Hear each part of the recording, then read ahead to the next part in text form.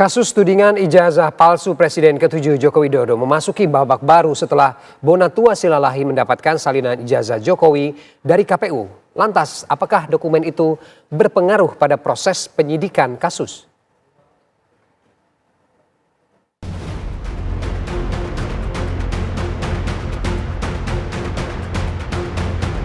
Kasus tudingan ijazah palsu Presiden ke-7 Joko Widodo memasuki babak baru. Bonatua Silalahi, pengamat kebijakan publik, membeberkan bukti baru terkait ijazah Jokowi. Bonatua mengklaim memiliki salinan tanpa sensor ijazah Jokowi dari Komisi Pemilihan Umum KPU.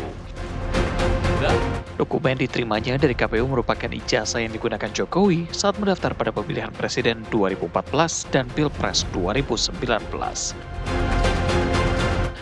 Kuasa hukum Roy Suryo CS Refli Harun mengatakan dokumen ini akan memperkuat keyakinan kliennya.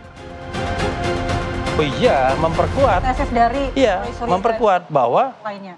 apa yang dilakukan oleh Roy Suryo itu betul-betul terhadap salinan ijazah, terhadap upload ijazah yang memang diserahkan oleh Jokowi ketika mencalonkan diri sebagai presiden. Karena yang paling penting adalah ijazah itu digunakan untuk melamar jabatan publik. Oke. Kalau Anda bikin ijazah palsu tapi disimpan di bawah kasur, nggak ada masalah. Oke. Tapi begitu untuk melamar jabatan publik, maka disitulah menjadi public domain yang terbuka kepada siapapun untuk menelitinya dan tanpa perlu izin. Biasanya ini fakta juga. Kalau memang ijazah beliau itu dari dulu sudah dilakukan, ini kan beliau ikut pilkada Solo 2 kali, Jakarta, itu sudah pasti biasanya diserang oleh kontes oleh lawan. Kita lihat banyak putusan MK menggugurkan bupati, gubernur gara-gara ijazahnya palsu. Banyak sekali itu putusannya, bisa di-googling. Jadi itu salah satu yang sudah akan pasti disorot oleh pihak lawan kontestasinya. Itu pastilah. Semua tim ses akan mencari kelemahan lawan dan salah satu yang diincar adalah ijazah.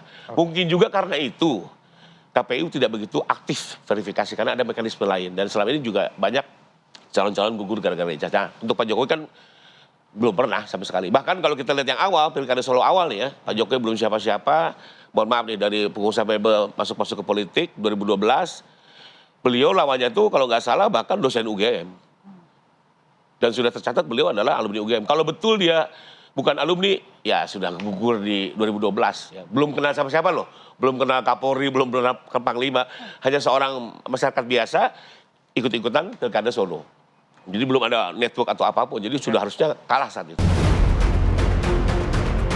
Guru Besar Hukum Tata Negara Esa Unggul Jakarta Prof. Juanda mengatakan jika verifikasi dilakukan saat pendaftaran di KPU, seharusnya masalah seperti ini tidak terjadi.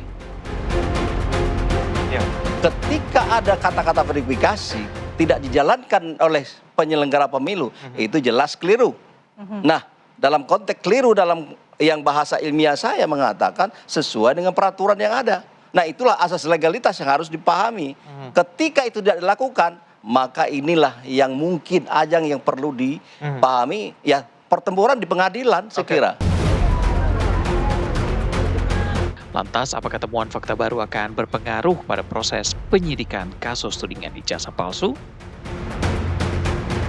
Tim TV One mengabarkan.